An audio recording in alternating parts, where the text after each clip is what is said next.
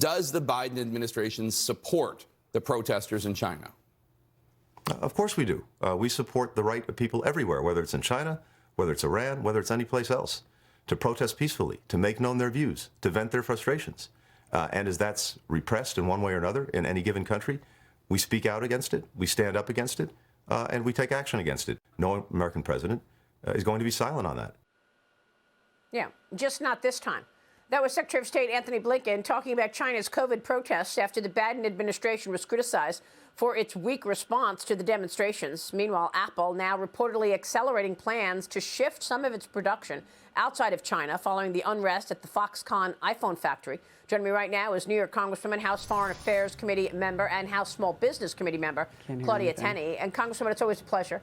Thanks very much for being here this morning. What do you make of the Biden administration's response to the protesters in China? I can't hear. The response to Claudia Tenney, can you hear me now? Not yet, but I can hear you over there, yes. Could you, I apologize.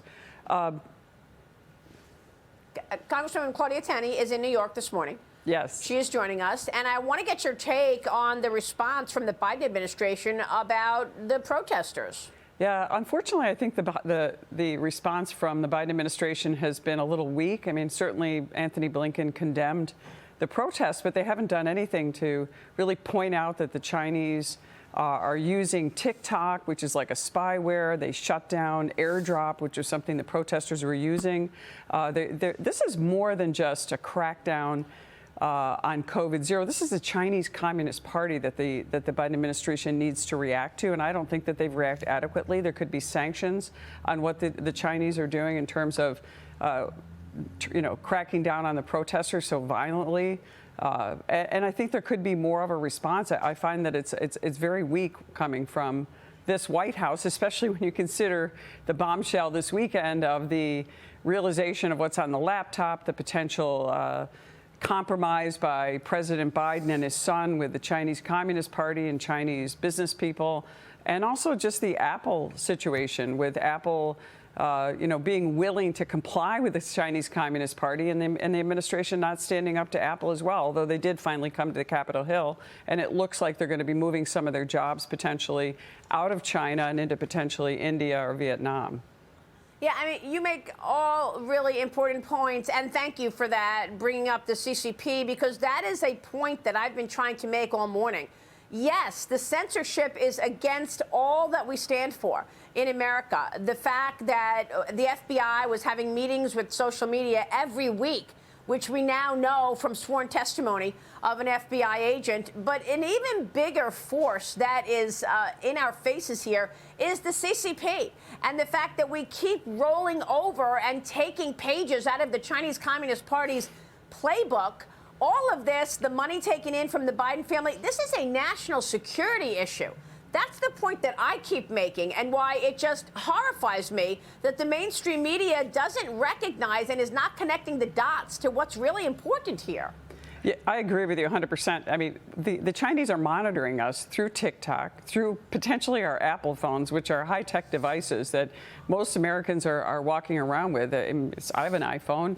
And yet the administration doesn't want to. They're looking the other way, and they're looking the other way on the laptop, which was originally identified by 51 so-called intelligence agents. I think they all should lose their security clearance for perpetuating this lie that this is the Hunter Biden laptop was somehow Russian disinformation. These are credible, should have been credible people who stood up for this. And even the director of national intelligence, former Representative Ratcliffe, said on your show that he warned them this was an authentic situation, which reveals 10% for the big guy, all kinds of intervention. Maybe that's why the mainstream media and outlets like the New York Times, which is really, as Elon Musk calls it, really just a political arm or a lobbying arm for the Democrats. They don't want to talk about it. You're not hearing about any of this anywhere other than Fox Business and some other, more conservative media. So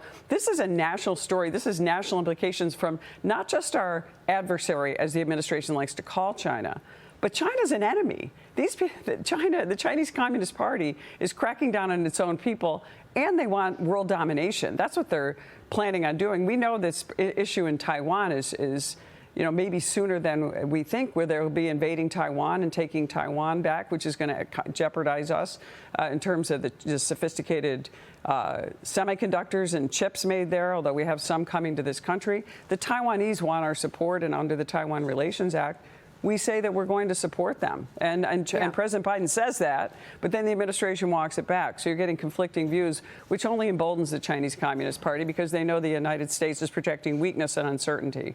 Right, and they're tracking all of our political debates and piling on social media. And you're right, John Ratcliffe was on this program in October of 2020, weeks before the presidential election, to say, no, that's not true. I'm the director of national intelligence. Nobody sees more intelligence than me, aside from the sitting president. And I can tell you for sure that we never told these individuals that this was misinformation, and what they're saying is not true. I suspect that the GOP majority is going to lead to bringing John Brennan and James Clapper in to testify under oath. Are you expecting that? I hope so, and I hope all those 51 so-called intelligence agents, I know they had security clearances and they were listed, they worked in the CIA and other operatives. I hope those people are brought in and questioned as to how they could possibly call this laptop classic case of Russian disinformation. That's been disproven, much like the Russia Collusion hoax that we put up with for 4 years while President Trump was in office. Meanwhile, Claudia, House Minority Leader Kevin McCarthy told me yesterday that the administration is going to end the military COVID vaccine mandate, and that it will be in this week's defense bill. I want to get your take on that because the NDAA is about to drop. Here's Kevin McCarthy from yesterday. Watch. I had a meeting with the president. I laid out very clearly what the difference will be with the new Republican majority. We will secure lifting that vaccine mandate on our military, because what we're finding is they're kicking out men and women that have been serving. They're not meeting their recruitment. Come next week, you'll see that we've been able to. And that's the first victory of having a Republican majority. So, Congresswoman, what can you tell us about the NDAA, which will drop this week? Yeah, well, let's hope the National Defense Authorization Act will include this lift on the vaccine mandate. President Biden indicated that he would do that. I have a bill, actually, with Representative Thomas Massey that's been waiting out there, that we would prevent federal funding to any agency under the Department of Defense that would require a vaccine mandate, especially for our healthiest members of society, people who reach the optimum levels of fitness.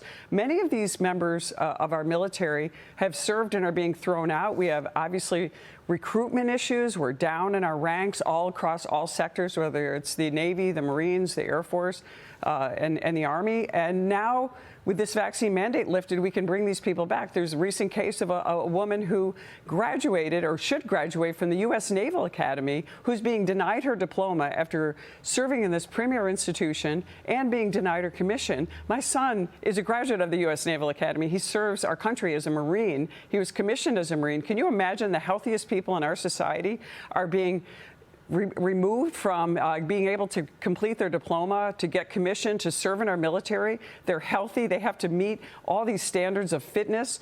They're not the vulnerable people we need to worry about with an experimental vaccine that has proven that how many times you get the vaccine, you still get COVID. And, you know, the same way we denied the most, probably the fittest tennis player there is, Novak Djokovic, was denied being able to play in the U.S. Open here in New York, while other Americans who didn't get the vaccine were allowed to play. So this vaccine mandate is absurd, and I hope that the Biden administration and the Democrats stick to the plan that they remove.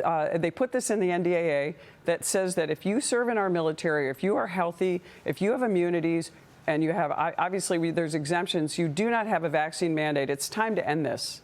Yeah.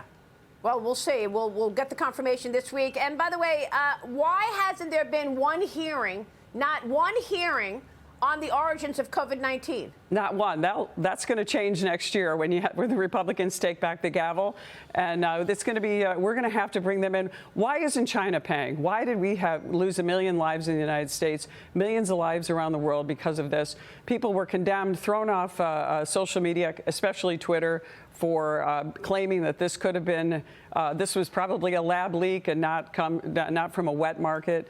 This has all got to be investigated, and China and the Chinese Communist Party should be held accountable. These are the people that are welding their own people into their homes with this zero COVID policy. And really, I think a lot of it is about power and authoritarianism and less about the disease. Yeah, bingo. Congressman, it's great to see you, as always. Claudia Tenney joining us this morning in New York. Thank you so much. We'll be right back.